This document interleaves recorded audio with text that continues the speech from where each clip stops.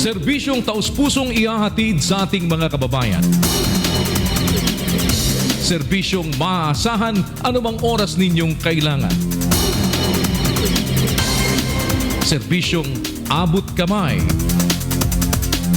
Ito ang serbisyong kasangbahay.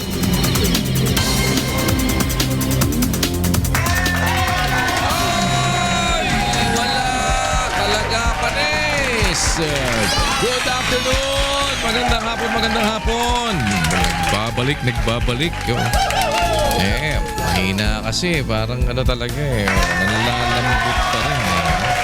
4:35, welcome back after quite some time. Dapat di pa nga ako babalik kasi dami pa trabaho. Pero parte din ho ito ng ating trabaho.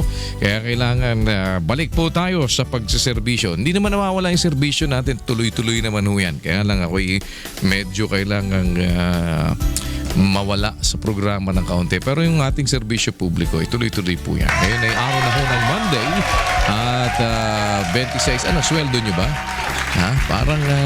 Para kayo napukpok ngayon ng Parang napukpok kayo ng nakapukpok sa inyo ngayon. Ngayon hoy, 26 na. Malapit na ang PBB. International Thanksgiving ng Members Church of God International ay sa darating na Friday, September 30, October 1 at October 2.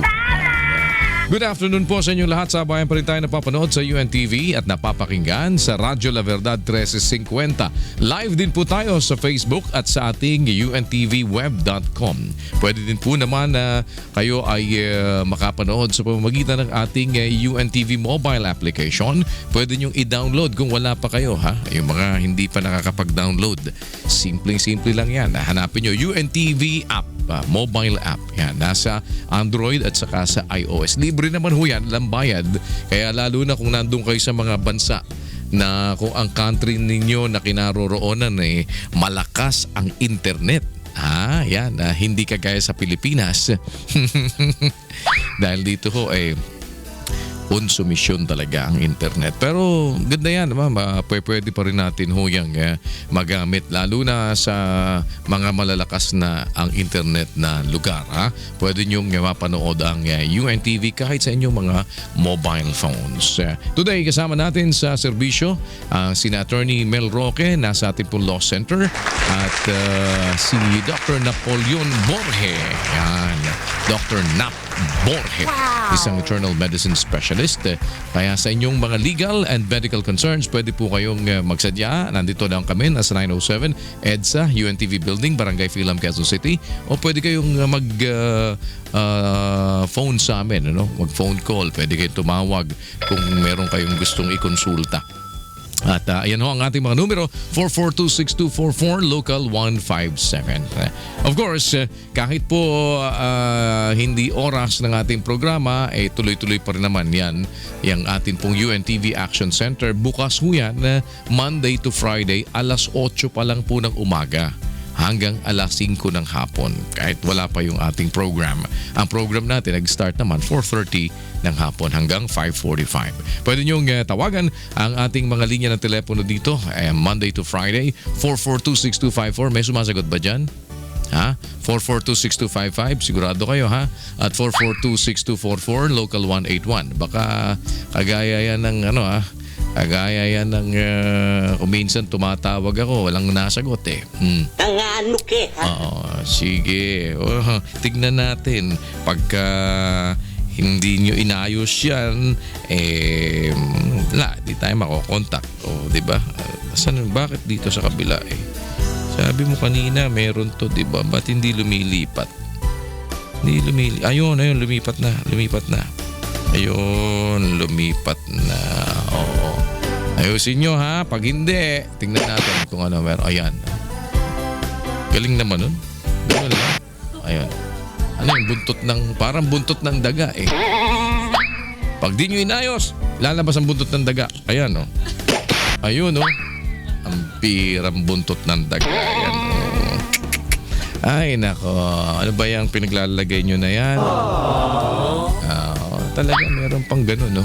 Sige. 4:39 in the afternoon, bago po tayo magpatuloy, eto muna ang atin hong ilang mahalagang paalala at balita sa inyo ngayong araw na to.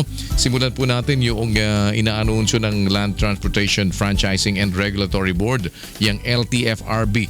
Ito'y anunsyo dun sa mga public utility operator. Yung kapag gamit ng automatic fare collection system.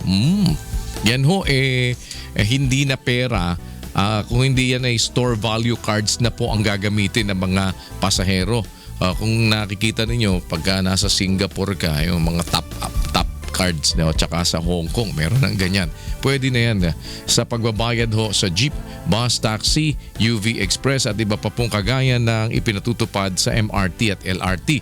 Pero ang sinasabi ho ng LTFRB dyan hindi daw yan mandatory sa PUV operators, yung paggamit nga ng automatic fare collection system. Pero binibigyan sila ng idea at kung ano ang mga benefits na pwede nyo makuha dyan.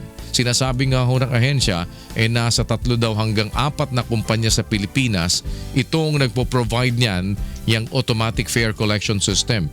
Pero wala silang ini-endorsong specific na company. Yan, ang sinasabi lang ho nila dyan, itong grupo naman ng National Center for Commuter Safety and Protection, mas maganda raw pag-aralan muna yung panukala na yan dahil bagaman at yan ho'y convenient sa mga commuter at mareresolba nga yung sobrang paniningil, pwede naman daw hong tumaas ang pamasahe kasi syempre additional charges po yan para doon sa operating requirements. So pwede din sigurong gamitin yan nga sa ano. Baka pwedeng gamitin yan sa Daniels. Binabantayan na ho ng Department of Health yung 22 taong gulang na buntis naman dyan sa Cebu na nag-positive dun sa Zika virus. Ito problema dyan kasi pagka buntis medyo may epekto ho yan dun sa bata. Ito hong babae kasi 19 weeks pregnant o nasa ika-5 buwan ho. Masakit ng pangyayari dyan. Panganay pa naman yung anak niya na ipinagbubuntis. Ang sinasabi ho ngayon ng DOH sa pamamagitan po ng kanilang spokesperson si Dr. Eric Tayag, bagamat wala pa naman daw indikasyon na apektado na ng virus yung sanggol sa sinapupunan nitong babaeng buntis na ito, tututukan po nila yung magiging development ng bata. Kasi nga may epekto yan doon sa ipinagbubuntis. At una na hong sinabi ng DOH na mapanganib nga yung Zika virus sa isang babae na nagdadalang tao dahil ang naaapektuhan ho dyan yung utak ng sanggol na ipinagbubuntis. At meron naman din hong na sinasabi na 3 bagong kaso nitong positive Zika virus infection na naitala ang Department of Health dyan sa Iloilo. At nakitaan nga daw po ito ng mga symptoms kagaya ng skin rashes, meron lagnat at merong alam nyo yung parang tinatrangkaso, masakit ng mga kasukasuan at saka meron daw conjunctivitis. Yan. At sa kabuuan nga ho, meron na daw 12 confirmed positive cases ng Zika dito sa atin sa Pilipinas na locally transmitted. Kaya maging mapagmatsyag ho kayo. At pinapaalala nga ng DOH na maging malinis tayo sa ating kapaligiran. Huwag tayong sa laula.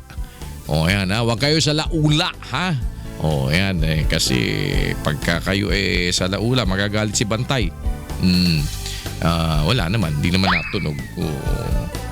Wala si Bantay, wala wala. Di ba? Panis. Wala na naman. Wala din talaga. Panis talaga ito. Ang sinasabi ho dyan, yung paglilinis kasi natin ng paligid natin ang makakapag-iwas sa atin para hindi tayo pamugaran yung mga lamok na yan. Lalo na ho yung tinatawag din nila. Lamok din kasi yan, yung Aedes aegypti na carrier din yan ng Zika at yan din yung carrier ng dengue at saka nung chikungunya virus. Yan, iisa lang daw yan Ilan lang ho yan doon sa mga paalala at mga binabalita natin ngayon at tignan nyo mamaya meron hong ibang mga developments pa, mga balita. Abangan nyo sa Ito Ang Balita pagkatapos lamang po yan ng serbisyong kasangbahay. Reminder ho natin bukas ho ang ating linya, ang ating legal and medical queries. Pwede nyo hong matawagan ang ating mga telepono 442-6244, local 157 o kaya ay magsadya po dito sa 907 EDSA UNTV Building, Barangay Filam, Quezon City para makausap niyo po si Dr. Nap Borge, isa hong internal medicine specialist, at si Attorney Mel Roque mula po sa Law Center ni Kuya. At sa ating pagbabalik, makakausap naman natin ang ating hong panauhin mula sa Pag-ibig. Masda ng ginawa mo. Wow! Oo, sa Pag-ibig Fund. At kung may gusto kayong itanong, pwede ho kayong mag-send din sa ating mga social media accounts. Pwede nyo pong gamitin yung facebook.com/serbisyong kasambahay. Yung atin hong Twitter, pwede din kayo dyan sa @UNTV_SK. Ganon din po sa serbisyong kasambahay @gmail.com. Tuloy-tuloy ang ating serbisyo sa pagbabalik ng serbisyong kasangbahay.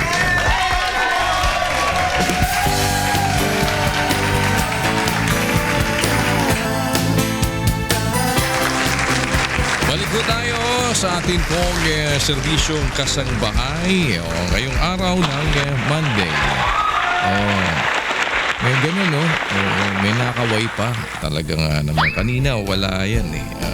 Talaga, sabi ko sa inyo, tignan ko kung magagalit si Bantay, ha? Huwag kayong magloloko-loko, mga ngagat yan. 4:51 na ho ng hapon. Balik tayo sa ating palatuntunan. Ito ang serbisyong kasambahay. Kasama po nyo yung Kuya Daniel Razon. Hanggang mamaya tayong 5:45 in the afternoon. Tuloy-tuloy ating public service. Ang Home Development Mutual Fund. Ito naman o pag-usapan natin. Ito yung tinatawag nila na HDMF. Pero hindi nyo sila kilala sa ganun. Sigurado ako konti lang nakakakilala sa inyo na sila ay Home Development Mutual Fund. Pero ang kanila hong palayaw, ayan, para mas maganda, Pag-ibig. Ganun lang, di ba? Pag-ibig Fund. Ito ho ay itinayo ho yan para yung ating mga obrero magkaroon ng bahay. Kaya talagang pagka bahay ang pinag-uusapan, nakakabit sa Pag-ibig yan. Pero bukod ho dyan, meron pa silang iba-ibang mga klase ng pautang na ibinibigay. Pwede hong ma-avail yan ng mga miyembro. Ewan ko lang kung kayo mga Pag-ibig member kayo, pero hindi ko alam kung alam na ninyo yung mga benefits. Dahil kung minsan, compulsory, ikaw ay nakakaltasan sa Pag-ibig. Di ba?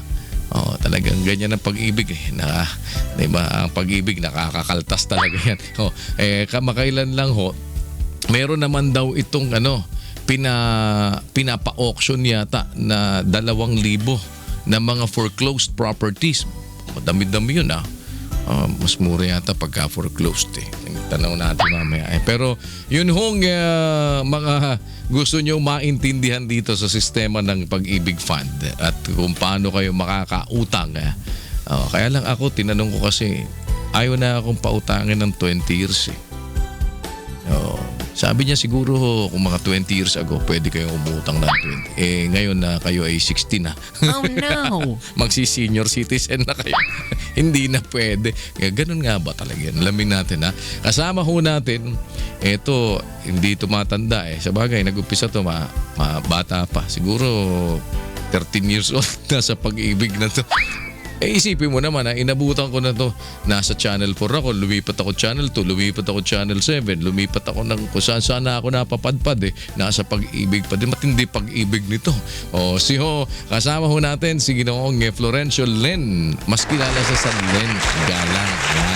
Ang Department Manager ng Public and Media Affairs ng Pag-ibig Fund. Len, magandang hapon. Magandang hapon sa iyo, Kuya, at magandang hapon sa lahat ng mga sumusubaybay ng inyong programa. Salamat at muli kaming naimbitahan dito sa programa mo. Yan. Alam nyo, lagi namin kayo naimbitahan. Kayo lang Hindi, pero alam mo kasi nung una, akala ko nung nasa ABS ako, meron ako doon yung first interview ko sa kanya. Pero nung nakalagay Len Galang, kala ko babae. Nagulat ako bigla na lalaki pala yun. Kasi sa radyo lang kami. Halos lahat ng first time interview ko, ganun. Oo, di ba? No? Oo, kasi hindi naman siya pinapakilalang Florencio. Di ko nga alam, Florencio pala talaga pangalan niya. Baka magalit si Flor Perez. At kasama din po natin si Miss Yolanda Yoli Bordador ng Department Manager naman po. Magandang hapon, ma'am.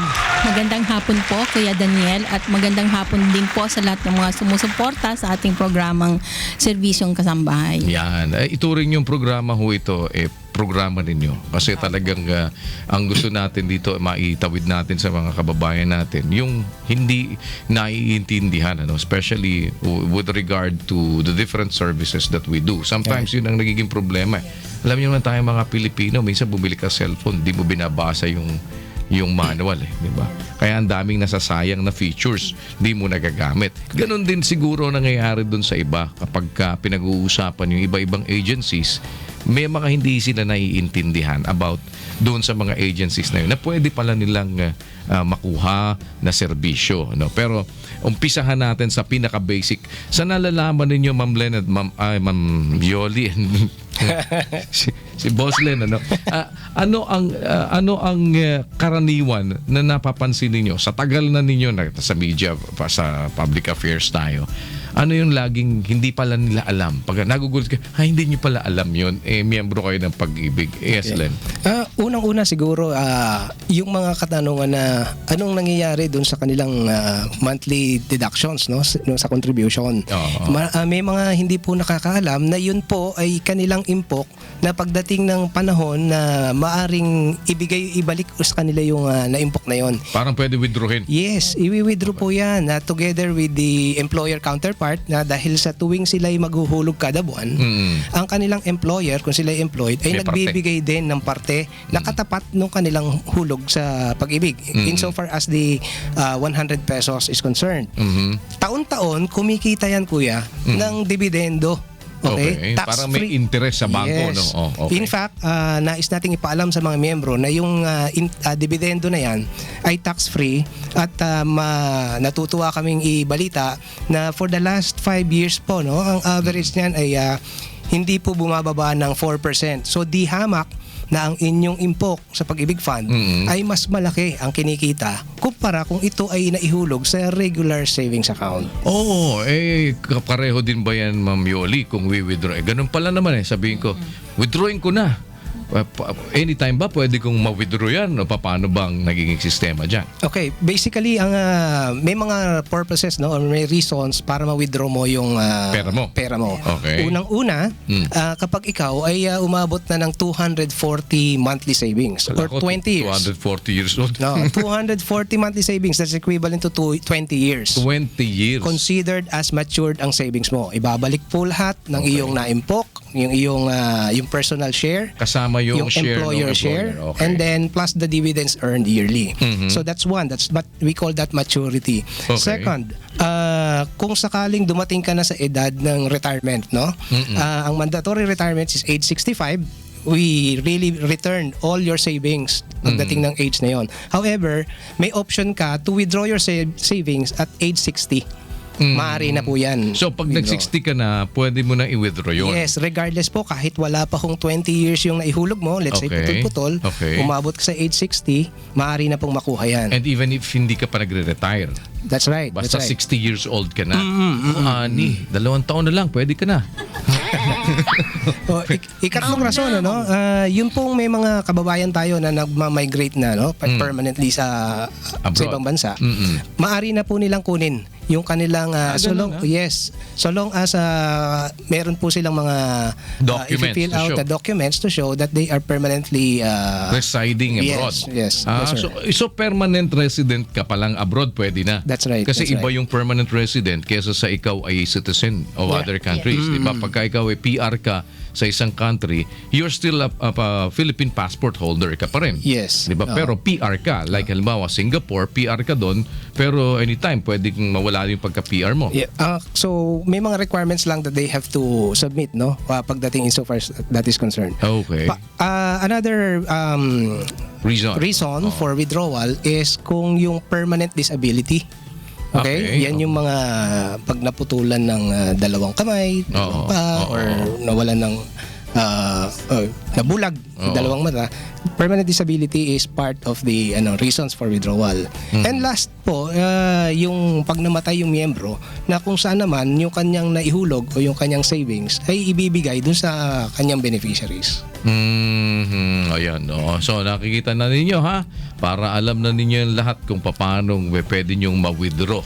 Ngayon. Sa makatwid, kuya, gusto lang nating i-emphasize na yan po ay inyong impok, kaya't yan ay ibabalik din po sa inyo. Pera ninyo yan. Yes. So, with all those reasons na pwede nyo mabawi, pwede ninyo makuha. Pero hindi naman yan parang bangko na nasumpungan mo lang na withdrawin, withdrawin mo na. Tama, kuya. At ito, pwede rin man ikaw ay miyembro na voluntary. Tama. Kasi although Pero wala kang trabaho, wala kang pero may pera kang panghulog. okay, pag ikaw ay walang trabaho, you will be considered as inactive member, no? Let's say dati kang miyembro na wala Yes. ka ng trabaho, inactive member ka. Subalit may option ka to continuously remit Pay, yung savings monthly kung may kakayahan ka pa rin mag-impok. Pero kung nawalan ako ng trabaho, hindi ba ako pwedeng mag-withdraw pa noon? Kalma, wala na ako makita trabaho. Hindi siya kasama dun sa Hindi kasama reasons for no? withdrawal. Yes. Yan. Okay. So, alam Pero na ang maganda nung kuya ha, kahit hindi ka aktibong miyembro ng Pag-ibig Fund, patuloy na kumikita yung pera mo. Ibig sabihin kasi mayroon kang impok, may dividendo yung pera Yes, mo. Kung yes. magkano lang yung naihulog Tama. mo na doon. Yan. Pero yan ba, kasi alam natin sa mga company, compulsory kakaltasan ka ng Tama yan. miyembro ka dapat ng Pag-ibig. Correct. Diba? So, yung iba na hindi naman nagtrabaho sa kumpanya, paano sila pwedeng magmiyembro? Okay. Under the new law, no, yung Republic Act RA 9679, kapag ka ang isang Pilipino ay nagtatrabaho at kumikita ng at least 1,000 kada buwan, mandatorily covered yan, whether they are employed or self-employed. So let's say yung mga professionals, let's say mga lawyers, doctors, sila po ay mandatorily covered. Even yung ating mga vendors, drivers, tricycle drivers, kasambahay, sila po ay mandatorily covered din. So pupunta ka lang sa Pag-ibig. Yes. Kasi paparehistro ka, di ba? Opo. Kailangan maitala yung pangalan mo doon. In fact, pinadali po natin ang ating pagpapatala sa Pag-ibig Fund by making our registration online. So pwede na mag-online. Pwede ngayon, po, lahat. through our website. That's So paano ka magbabayad? Okay, yung payment naman, either magbayad po, pinakamalapit na payment centers po, no? Yung Even Bayad Center accepts Pag-ibig remittances. Yung mga accredited banks po natin, marami po yan. And then, of course, Pag-ibig Fund, diretso po. Okay. Pag-usapan natin yung pinaka gusto nila, yung utang. Oo, pag-utang. Oo. Kasi gusto magkabahay. Bahay kasi lagi pinag-uusapan yan eh. So, ilang hulog bago ka pwedeng mag-housing loan? Ma'am Yoli. Okay, para po makapag-apply yung isang miyembro ng Pag-ibig Fund ng housing loan, meron ho tayong requirement na at least nakapagbayad sila ng 24 months Pag-ibig contribution. Para naman po doon 20 years din yun. 2 years po 2 years yun. pala. 2 years yun. Opo. Para naman po doon sa isang buwan pa lang na nakakapaghulog, maaari din naman po silang mag-apply kaagad. Babayaran lang po yung natitirang 23 months ng lump sum. I Yes, see. pwede po yun. Yung one-time payment lang ng 24 months, pwede ho yun sa amin. At maaari na ho siyang mag-apply ng housing loan. Ano naman ang limit noong housing loan na binibigay nyo? Baka ang pwede lang bilhin bahay ng kalapati. Oo. Meron po kaming tinatawag na regular housing and meron din kaming tinatawag na in-house. Ito yung mga acquired assets po natin. Ito pong regular housing, ito po yung mga binibili ng mga miyembro ng Pag-ibig Fund doon sa mga developers na o kaya sa mga individual na nagbebenta ng bahay Okay. na pumapasa naman sa Pag-ibig Fund yung mga technical description ng bahay. maaari ho silang pumili din ng kung alin man po doon sa dalawa, acquired asset or bagong bahay na nagmumula sa mga developers. So, kung gustong bumili ni Ani ng townhouse, ganun. Na Yes, opo. Ang halaga, halimbawa, ng townhouse ay mga 10.5 million. Yun yan, ang ganda ng townhouse yon. Pwede ba yun? Ganun, pwede ba? Up to 6 million, kuya, yung maximum natin under the regular. 6 million lang ang maximum. Opo. Bakit 6 million lang maximum? So far, no, based po dun sa aming study, no, ito po yung kahit pa paano, karamihan dun sa demand ng Okay na. majority of our members. Like mga condo units. Kasi yung affordability, kinoconsider nila. So, 6M ang limit. That's maximum. Maximum. Yun ang pinakamataas na pwede. Pero sino ang pwede maka-avail ng maximum na yun? Kasi halimbawa, ako nakabuo ng 24 months. Pero ang trabaho ko lang naman medyo sabihin mong hindi naman talaga ganun kataas ang sweldo. Pwede ko ba ma-avail yung 6 million na yun na maximum o depende yun sa kita mo? Of course, to determine magkano yung iyong maaring ma-avail na loan, Yes. meron po tayong mga pinagbabasihan. Unang-una yung iyong capacity to pay. Okay. Yung magkano ang iyong monthly income. Kino-consider natin yan. Pangalawa, magkano ba yung binibili mo na property? Yung appraised value niyan, kino-consider natin. Okay. And then pangatlo, yung selling price ng property. Now, given yung tatlong figures na yon, titignan natin ano ba yung pinakamababa. Yun po ang nagiging basihan ng ating loanable amount of approved loan. So, ibig sabihin, kung ikaw ay entitled to avail of a loan of 6 million, pero ang binibili mong property is just worth, appraised value is 5 million and selling price is 5 million, we will base the approval on the 5 million. Yes. Kung ang mas maliit naman ang iyong capacity, yung capacity po ang ating magiging basihan. Now, going to po dun sa 6 million na loan, given a 30-year term, okay, 6 million loan at let's say ang option ng borrower pinili ay ang pinakamababang interest rates right now, which is 5.5% per annum, fixed for 1 year. Ang kinakailangan pong income niya is around 113,000 a month. Kuya, sandali lang. Okay, that's 113,000 a month. So 6 million yan. 6 million loan. Tapos 30 years to pay. Okay. Now, kung hindi ganun kalaki ang sweldo mo, pwede naman na hanggang 3 membro ang magsama-sama sa isang loan. Let's say, asawa mo ay membro din ng Pag-ibig Fund. Kaibigan, pwede? Anak, actually pwede. Pwede rin, no? Pwede. Kahit kaibigan mo lang. Halimbawa kami, siguro isang kumpanya kami para makakuha kami ng 113,000 na sweldo, di ba? Actually, Pwede. 3 lang po ang maximum na pwede sa isang 3 loan. lang sa isang loan. Yes. Pero dapat, kung pinagsama-sama yung loan namin, magkano? Abot sa 113,000. Dapat umabot ng 113. Yes, 113,500. Kasi ang amortization niyang kada buwan is around 34,000. 34,000 kada buwan. ang bayad, Yes. ang hulog mo. Yeah. 6 million. That's for the first 6 year, first year. Kasi 1 year repricing Kala ko yung ba pinili mo. mababa hulog sa inyo? But 6 million po yan. O kahit not, 6 million tapos 34,000 That's- din yung ano. Kasi po 30 years. Sir, Kaya nga 30 years, hindi mas lalo mahirap yun. 30 years, That's right. 34,000 babayaran ko That's right. buwan-buwan, di ba? Parang, That's right.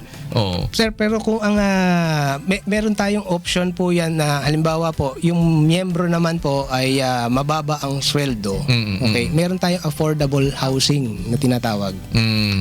This program naman po, yung para sa mga minimum wage earners. Aha. Exclusive po sa kanila yan. So, ito pwede lang yun sa mga minimum wage earners. Okay, yes. Saan naman yung bahay na yan? Hindi naman yan sa bundok. Regardless po kung saan po sila makakita basta meron. ng property. Ikaw din ang mag-scout. Of course. Hindi kayo lang yung ano. Kami po, financing lang eh. Oo. Ang choice where the property nabibilin ay sa miyembro po yan.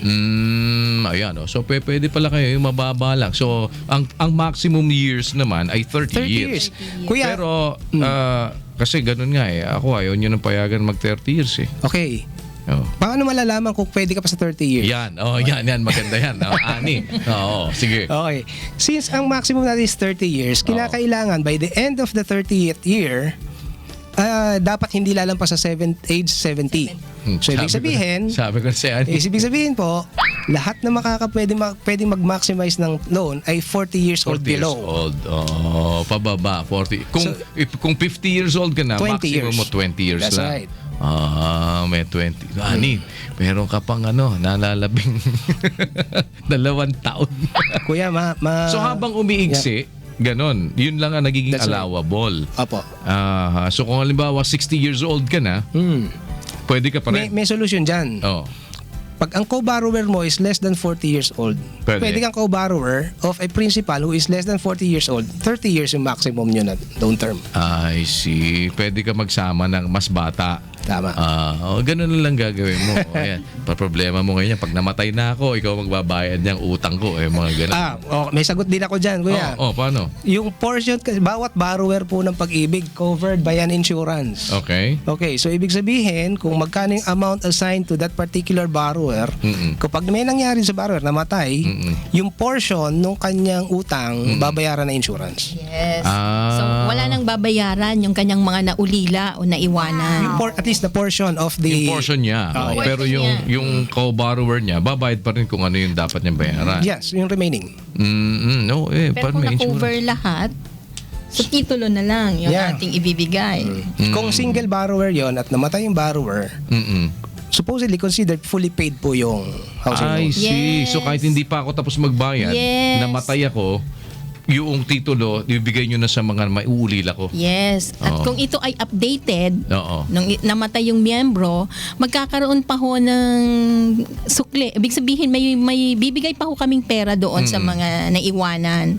Kasi yung pong mga ibinayad niya, ay posible pa kong naming maibalik. Okay. Opo. Very good. Yung ano ba yung loan ninyo na Multipurpose loan? Parang parang whole yan. Ano ba yung multipurpose loan? Actually, multipurpose loan is part of our short-term loan program, no?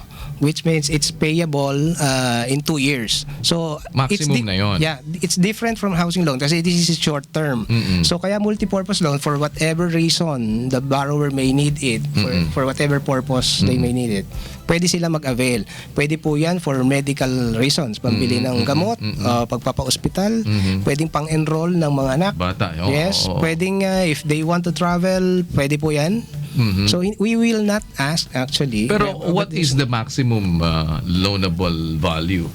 The maximum for a short-term loan, multipurpose loan in particular, is 80% of what you have saved with us. Kung magkano lang nahulog mo, Yes, 80%. 80% po ang maring Not bad, not So, bad, mas 80%. marami po, mas matagal kayong miyembro, mas malaki ang inyong savings with us, mas malaki po ang... Kung ayaw mo naman bumili ng bahay, That's right. Pero meron daw kayo ngayong mga pinapasubastang bahay. Si Marami Miss po. Yoli. Ito po yung tinatawag Ano to, kong mga foreclose dyan? acquired assets. Ito po yung nanggagaling sa mga bahay na yung unang may-ari ay nakansila namin yung kontrata o kaya naman mga na-foreclose o kaya naman mga voluntaring sinurrender ng mga unang nag-housing loan sa amin. So ito po ay dalawang klase po. Maaring ito po ay may kasalukuyang nakatira at maaari pong ito ay wala nang nakatira. So ang isa nga po sa main objective natin dito sa disposal of acquired assets ng Pag-ibig Fund is ma-formalize yung pagtira ng mga umuukupa na sa acquired asset na yon ng Pag-ibig Fund.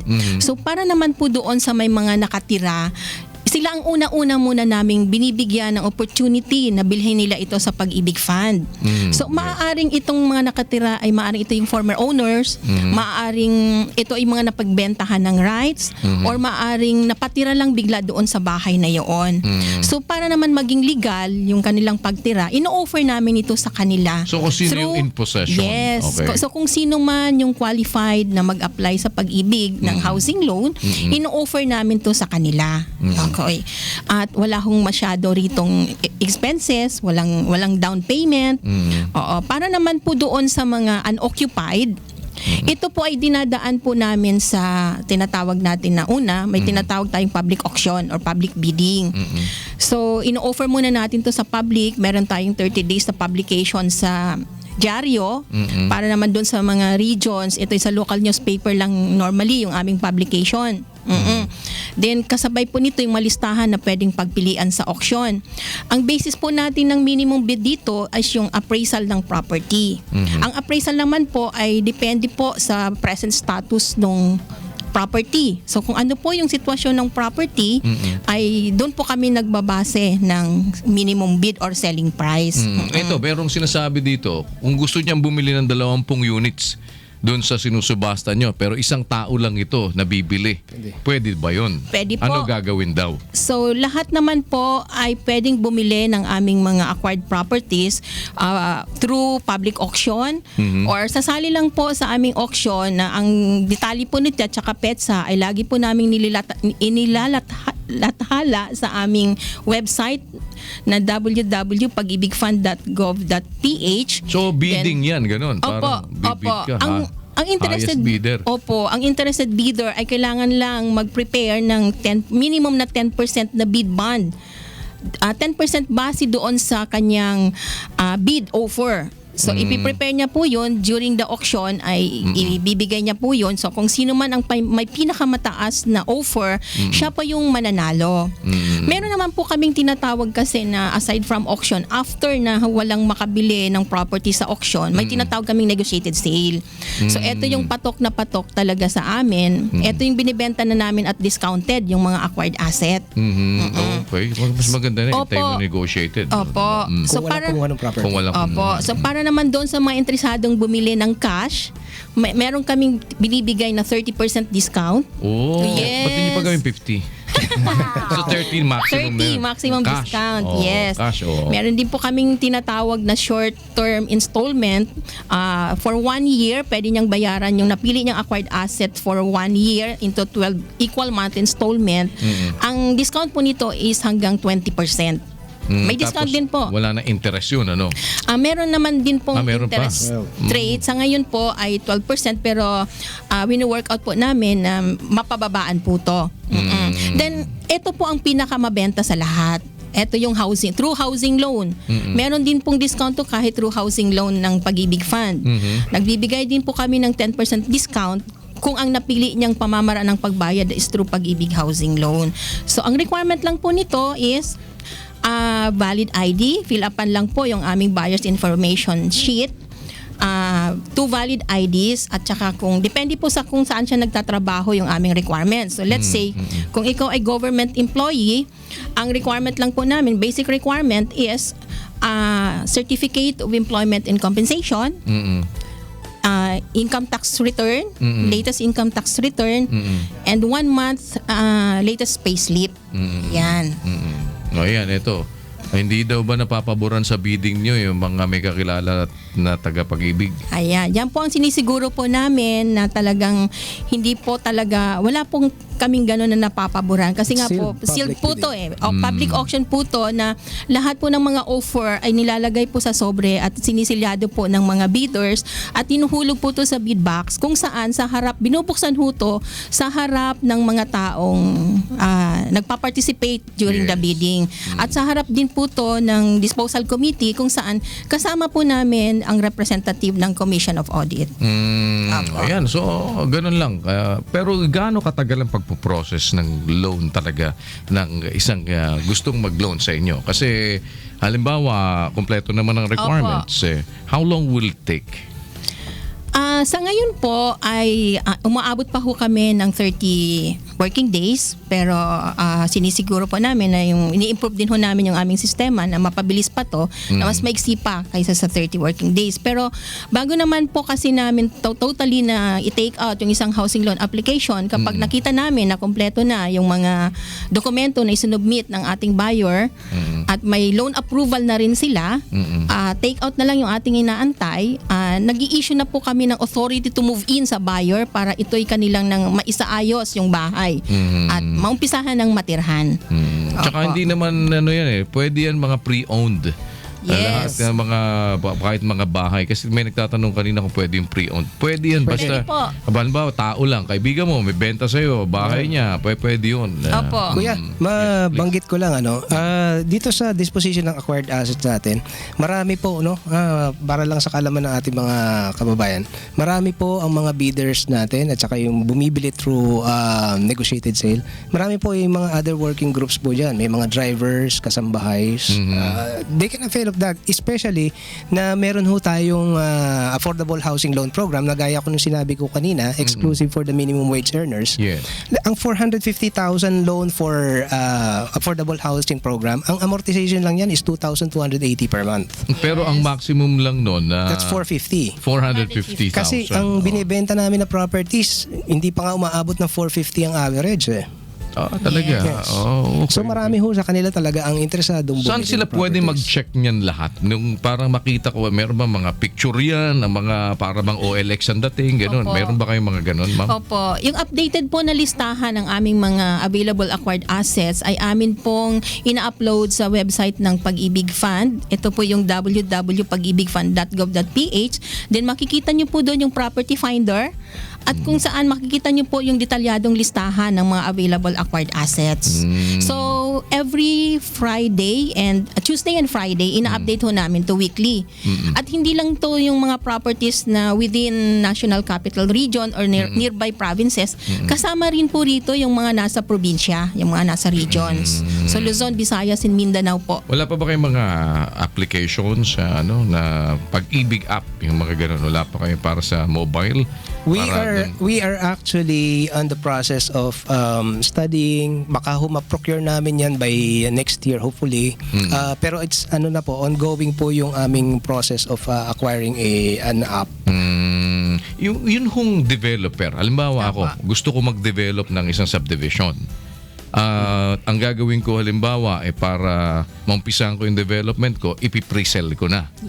Pwede bang akong mag-gather ng mga Pag-ibig members at ako ang mag-apply para sa kanila getting their requirements? Kasi syempre, with their consent yon dahil, eto, ako na mag-aasikaso nito, Para isa na lang. isang buhusan na lang dahil kayong lahat ay buyer ko dito sa aking subdivision na dinedevelop. That's right. Can that be done? Yes, sir. Actually, meron po kaming mga list of developers na mayroong funding agreement with us, funding allocation agreement, whereby they develop a subdivision and sell it to Pag-ibig members. Yes, yes. So sila po mismo ang tumutulong dun sa miyembro na mag-ipon ng kanilang mga requirements. Documents, yes. And then while hindi pa tapos yung units nila, nagkakaroon sila ng tinatawag natin ng installment, na 2 years installment. Yes. And then once na complete na yung unit, then that's the time they turn it over, yung application forms ng members to Pag-ibig Fund for the Pag-ibig financing for the full payment na nung property. Pwede naman pala eh. Tama-tama. Meron akong dinidevelop na subdivision. Gusto nyo lahat na pinasok eh. Well, ano po ang gusto nyong masabi sa ating mga kababayan? Please feel free bago ako magpaalam sa inyo. Ma'am Yoli, mauna na po kayo. Okay, so aking pinopromote po yung aming mga acquired assets po dito, lalong-lalo na po yung dito sa National Capital Regions and nearby provinces. Murang halaga lang po to, ang average selling price po natin ay hindi ho umaabot ng 500,000. Karamihan po ay nasa 300,000 lang po. So maaari pong kumuha, makapag-apply kahit po yung mga tricycle drivers, operators, yung mga meager income earners po natin, yun po yung ating mga pinaprioritize po dito. Or yung mga nangungupahan naman na gustong lang talagang magkaroon ng sariling bahay, pumunta lang po sa aming tanggapan, tumawag o kaya po ay mamaya po bibigay ko yung ating hotline para po yung interesado ay maaring tumawag o kaya naman po minsan kami nakikipag-coordinate sa mga employers o sa Yes. mga association para kami na ho mismo ang pupunta at aming pinapaliwanag doon kung paano yung step by step na pag-apply at pagbili nitong acquired asset. Yan. Okay ha. At constantly kami ho'y mag-aanunsyo din dito at kung meron din kayong gustong pakipag-ugnay sa Pag-ibig, bukas o din ang ating himpilan dahil tayo po naman ay working hand in hand with Pag-ibig. And Len, go ahead please. Okay, Kuya. Again, maraming salamat Our sa pleasure. imbita sa amin. So para dun sa ating mga membro, kung meron kayong karagdagang katanungan, maaari pong bumisita po kayo sa aming website. That's www.pagibigfund.gov.ph or you may call ang ating contact center, that's 24/7 724-4244. Yan, okay. At malay nyo, sa malapit na hinaharap magkaroon tayo ng oras ng Ayos, di ba? Maganda. Ano? Oras ng pag-ibig. Ano? Thank you so much si Ginoong Florencio Len Galang, ang Department Manager po ng Public and Media Affairs ng Pag-ibig Fund, at si Miss Yoli Bordador, na ang Department Manager naman ng Acquired Asset. So, siyang nakakaalam yung mga acquired assets na. Diba? So, lahat na magkabahay, pag-ibig na. O, di ba? Oh, sabi sa iyo. Paalala lang ho, tuloy-tuloy ating legal and medical consultation. Tumawag lamang sa ating 442-6244 number, local 157, o kaya magsadya dito ho sa atin sa 907 EDSA UNTV Building, Barangay Philam, Quezon City, para makausap nyo sila Dr. Nap Borge, ang isa hong doktor natin na internal medicine specialist, at ganoon din si Attorney Mel Roque, na nakahanda naman po na sumagot ng inyong mga legal questions. Magbabalik ang ating serbisyong kasangbahay. Huwag po kayong alis, dyan lang kayo. Babalik kami.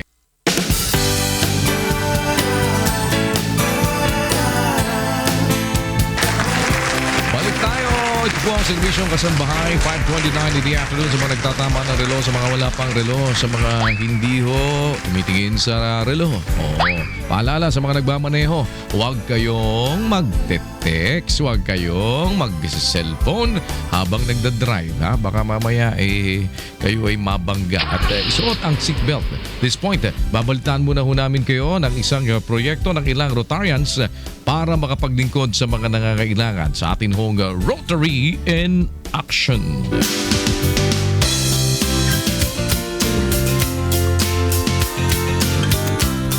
Ito po, kada taon ay tinatayang 7 milyong bata, edad 5 pababa, ang namamatay dahil sa malnutrition, inadequate healthcare, and poor sanitation. Ito po ay ayon sa mga datos na nakalap ng Rotary.org. Kaya naman isa ho ang Rotary sa mga nagsusulong ng mga proyekto tungkol sa tamang pangangalaga sa mga nanay at sa kanilang mga anak. Dahil po sa mga proyektong ito ng Rotary, mahigit naman sa 80% ng mga maternal deaths ang naiiwasan sa pamamagitan po ng pagkakaroon ng reproductive health services. Kaugnay po niyan, nagsagawa ang District 3780 ng isang Maternal and Child Care Day sa Rotary Park ng Rotary International District 3780. Ito po ay isang focus ng Rotary International upang mapangalagaan ang kalusugan ng mga ina at sanggol. Nandito po tayo upang magsagawa ng libre pong check-up o panggagamot at libre po rin na pamimigay ng mga gamot para po sa mga may sakit at sa mga bata. At bukod ho sa vitamins para sa mga bata, namigay din ang grupo ng toothbrush at coloring books para sa kanila. Umabot naman po sa 161 ang napaglingkuran ng ating mga partner Rotarians sa araw na ito. Yan. Salamat dun sa ating mga partners na mga Rotarians at mga karotary natin. Ha? Salamat po sa patuloy na pagsisilbi sa ating mga kababayan. Yan sila continuous naman yan, mga Rotarians sa ginagawa din nila na public service. Simulan naman natin ang ating Service on the Dot.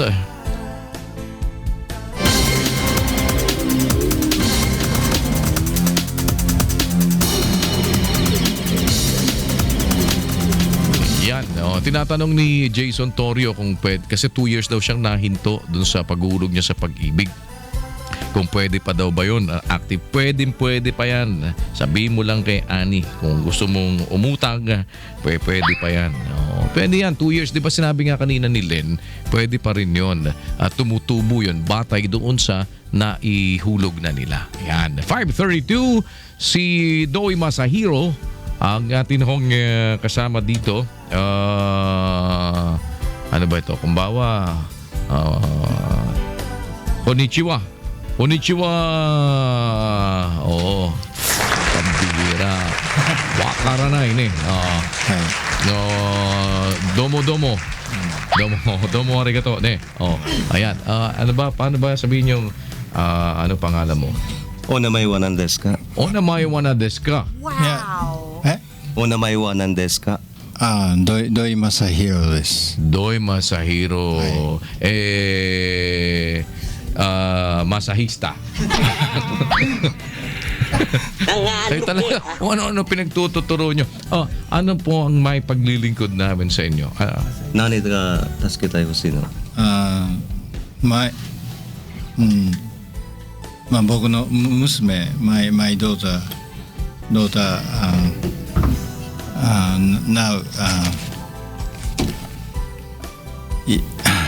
日本にドーター取って日本に連れて帰りたいんです。でも今ドーターcannot get because my ウータンです。ウータン。 Utang. Utang. Tagalog yun, utang. Opo. Waka na waka nga. Salay niya sa'yo. Ang sabi niya, gusto niyang umuwi. Ng kaya lang, Japan? Opo. Kasi, Kaso ang problema niya, yung kinautangan niya, kinuha yung anak niya. yung pinagkakautangan mo, kinuha yung anak mo. niya, harassment na nangyayari sa Nasaan yung anak mo? Onde? Ay, onde. Ano yan? 子供どこなんですか娘。いや、カンティンオーナーハウスです。 Andun daw. Hindi, kidnapping yun. Ganon daw, parang naging sanla yun para makabayad. Hindi pwede sa tao, hindi pwedeng gawing sanlaan tao. Kidnapping yun. Hindi pwedeng Parang sanlaan ganon tao. po ang nangyari sa kanya kasi wala nga pong tumutulong. Kasi parang nilapit lang po sa akin. So wala ka ding wala din siya passport. Wala na rin passport, pati pera po wala na. Wala. Tapos Kung saan na natutulog. so overstaying to. Overstaying nga po. Kailan pa siya dito? Ano daw, 30 years na sa mula noon, kaya lang 30 years yung na siya nandito? huling balik niya rito sa Pilipinas po ay 4 na taon na. 4 years ago nung bumalik siya dito. Opo, So tapos from there 3 years 4 sa years. overstay. So 3 years. 3 taon na siyang Walang overstaying overstay po. kasi Opo. naloko siya. Opo. Tapos nakuha yung passport niya. Opo. Yung asawa niya iniwan siya. Opo. Iniwan siya nung Kasi di naman, nawala yung hindi- passport. Hindi naman sila kasal pa po eh. Hindi sila kasal. Opo. Tapos yung anak niya doon sa, Sa asawa niya na nanloko sa kanya, na nang iwan sa kanya. Kamag-anak daw, kakilala din daw. Sabi niya magkakakarugtong, parang hagdan-hagdan. Yung tinitirhan niya, kaibigan na yung naging asawa niya. Hindi. Kanino niya anak yung... Yung sa asawa niya ngayon, Pilipina. sa asawa niya ngayon. May bago siyang asawa. Hindi, yung pa rin yung anak Yung niya. nang iwan sa kanya. Opo. Ilang taon na yung anak niya? 4 na taon na po. 4 na taon. Tapos nasa kanino ngayon yung anak niya? Yung doon sa tinitira niya kinapag-autangan niya. Doon sa Kinuha. kung saan siya nakatira. Tira noon, oo. Noon, doon siya nakatira. Doon siya nakatira. Ngayon hindi na siya doon nakatira ngayon. Sa saan na lang po. Okay. Kung saan na lang siya. Pero kinuha noon yung anak niya. At saka sinasabi niya po meron pa. Meron pa siyang anak? Na problema. Yung perang pinapadala dito, iba ang nagwi-withdraw kung nagtumatanggap. So may pera siya na pinapadala dito? Mayroong Galing sa Japan po. Tapos iba ang kumukuha. Tapos kakaunti lang napupunta sa kanya doon sa may binabagsak kanyang titira noon. Unsa ka man sa Japan? Saan ka sa Japan? Saan ba siya sa Japan? Doko sindiro desu ka? Naguguluhan ako sa inyo. 香川。 Osaka? Kagawa desu. Kagawa? Hi. Okay. Teka muna ha. Sandali. Tignan natin. Isa-isahin natin yung mga problema na yan. Siyempre, overstaying. Overstaying alien ka. Yung anak niya, Japanese citizen din. Dito pinanganak po eh. Dito Kuya. pinanganak. Opo, dito rin po. So, meron ba Japanese passport yon? Wala. May birth certificate na siyang nakapangalan Pinahanapan nga sa... niya. Tinatanong ko sa kanya kung saan pinanganak. Sabi niya sa Palapala daw, Dasmariñas. So baka doon yung... Pero nakapangalan sa kanya. Hindi nga niya naano pa kung ano. Kasi pinalakad na daw niya yung sa asawa niya. Tapos hindi nilakad. Yan ang problema po. Masalimuot ito. Masalimuot po. Umpisa muna natin dito sa immigration issue. Kasama ho natin on the phone si Attorney Tonette Mangrobang, spokesperson po ng Bureau of Immigration. Magandang umaga. Hapon ngayon. Magandang hapon po, Attorney. Magandang hapon po, Sir Daniel. Magandang hapon po kay sa ating si Doy. Japanese nationals kay Doy. Magandang hapon po, Sir. Good afternoon.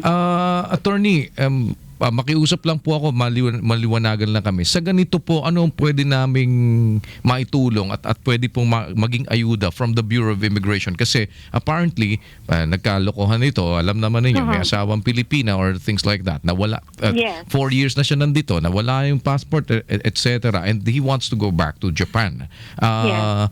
Well, ito pwedeng issue ho ng kasi dapat Japanese embassy to. Tama ba yun, Attorney? Tama yun. Opo. Yeah, tama po yun, Sir.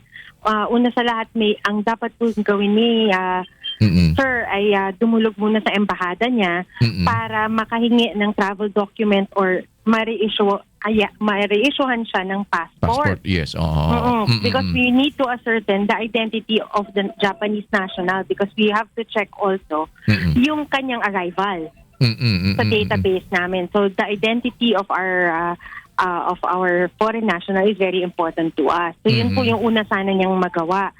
Sa pagdulog po niya sa Japanese Embassy, maaari din po siyang humiling na ang embahada mag-issue ng Certificate of Indigency kung saan sasabihin po ng ating tinutulungan na wala na siyang kapasidad na bayaran kung ano man ang pagkakautang niya sa Philippine government in terms of fees dito sa Bureau of Immigration. So when he is declared as an indigent, he can depart the country by virtue of an order signed by the commissioner which defers the payment of yung mga arrearages niya dito sa atin. Okay. So, mapapayagan siyang makaalis, pero hindi po siya makakabalik kung hindi niya babayaran yung pagkakautang niya. So, temporarily, mabablacklist siya till magbayad siya, sakalang uli siya makakabalik dito kung may intention siya pang bumalik. Paano ho yung anak niya, ma'am? Kasi apparently, parang hino-hostage daw nung pinagkakautangan niya.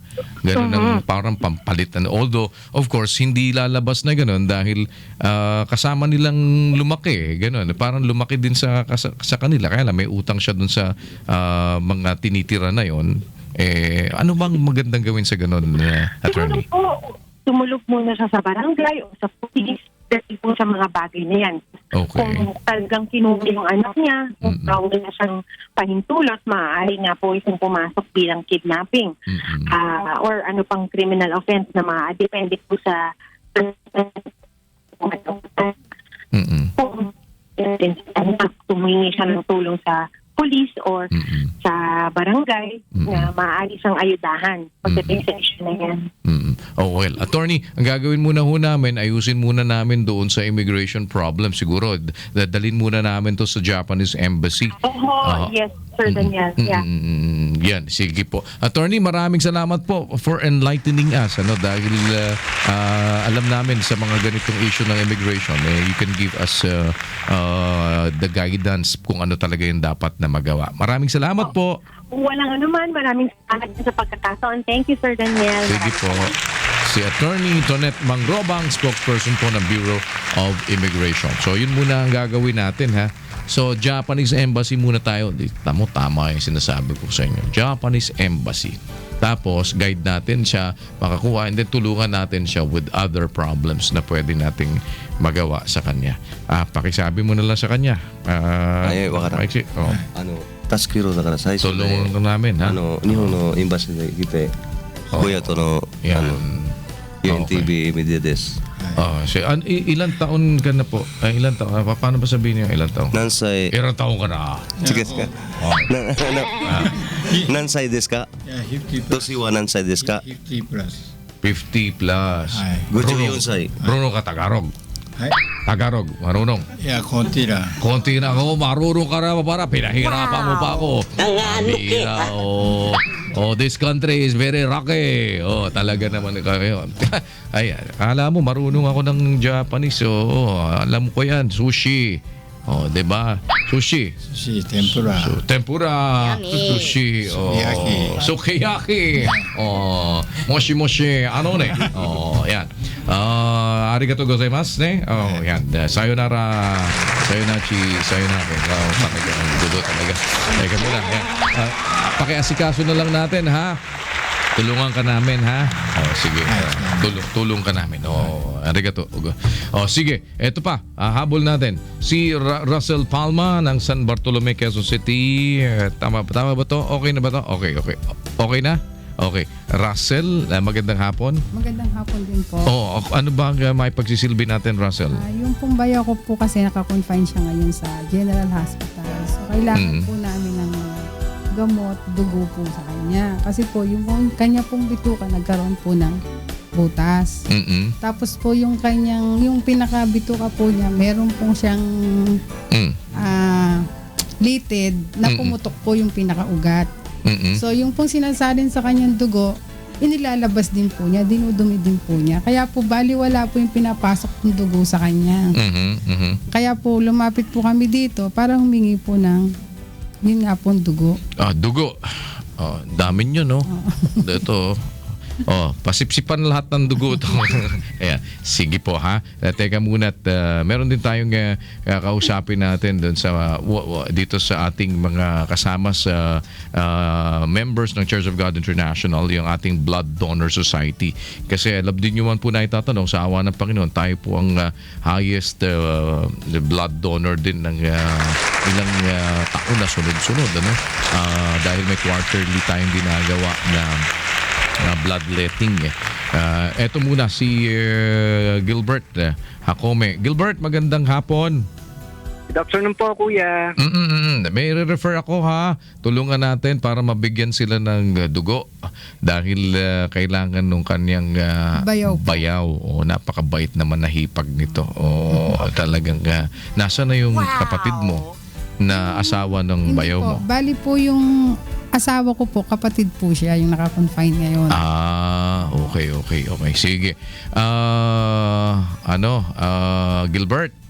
Apo. Oo. Refer namin sa iyo, ha, kung ano yung dapat nating maitulong sa kanila para ma-assistihan pati dun sa kung ano yung mga anong blood type yan, ano bang kailangan, kasi iba-iba rin ho yung mga ng dugo kung ano yung classic, ano ba dun sa dugo yung kailangan natin talaga, kasi hindi naman meron kasi 'di ba platelet lang, meron iba-iba ho yung so i-assess na lang po nila, assist namin kayo at tulungan po kayo namin, ha? Opo. Ayan, sige po.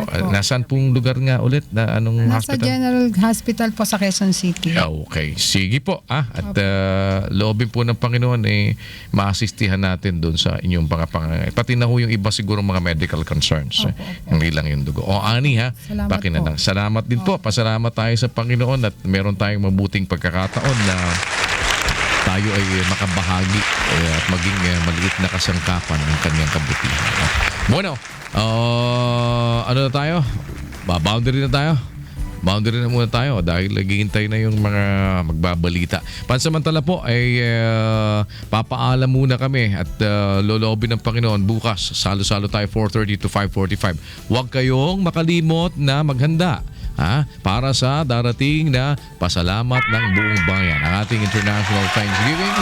Ayan, salamat kay Dr. Nap Borge, kay Attorney Mel Roque para sa pagbibigay nila ng panahon na makabahagi dito sa ating programa. Ganoon din sa lahat ng ating mga partners in public service na nakikisa sa atin mga ginagawang pagsiservisyo. Salamat sa Panginoon at meron tayong isang mabuti pang pagkakataon na makapagpatuloy ng ating mga paglilingkod.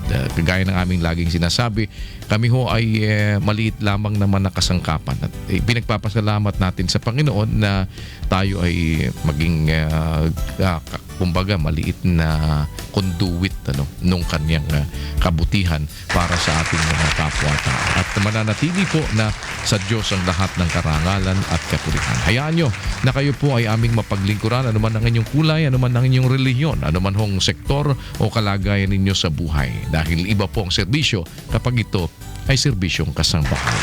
Ako po ang inyong Kuya Daniel Razon. Huwag niyo kakalimutan, ha. Lagi naming sinasabi sa inyo, ang naaawa sa dukha ay nagpapautang sa Panginoon.